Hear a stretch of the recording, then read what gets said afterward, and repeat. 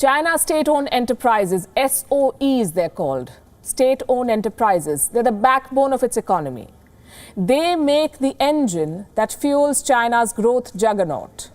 But unlike the Chinese state, these companies are not insulated from the world. They have deep connections with the global economy, and if these companies fail, the world will feel the impact. So is China set to export a financial pandemic next? Our next report tells you more. It began more than 40 years ago.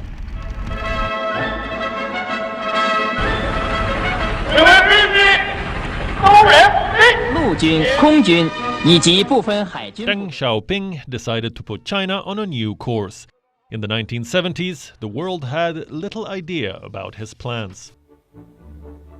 But Deng's decisions transformed China into a global manufacturing powerhouse. Many had hoped that the reform and opening up would move China towards a free market economy. But that hasn't happened. The Communist Party maintains its grip on the economy.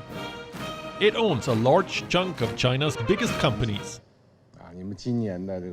China is home to 109 corporations listed on the Fortune Global 500. Only 15% of these companies are privately owned. According to World Bank estimates, China's state-owned enterprises have a share of a little more than 23% in China's GDP.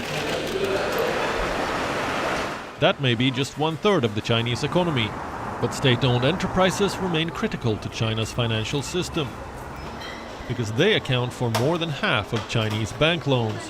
On top of that, state-owned enterprises have issued some 90% of China's corporate bonds. These companies had the CCP's blessings. Banks did not hesitate in extending loans to them. Investors did not fear buying their bonds because these companies were backed by the government. But now, defaults look inevitable.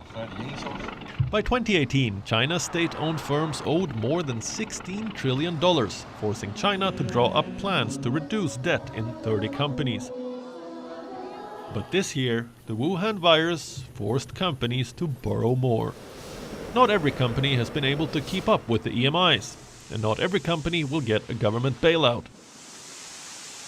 Recently, Beijing has been more than willing to let state-owned enterprises default.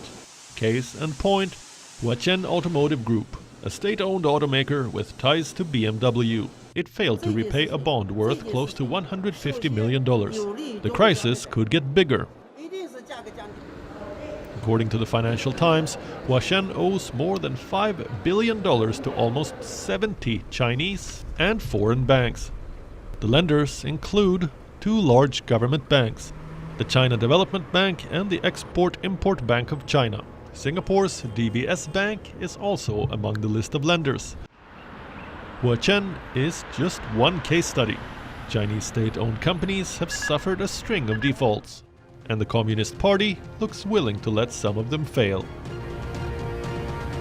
This has triggered concerns among investors worldwide, because if these companies collapse, the global economy will feel the tremors.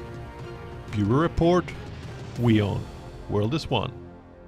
Thank you for watching Gravitas on WION's YouTube channel. If you want to stay up to date with what's happening around the world, then subscribe to our channel and don't forget to like and share.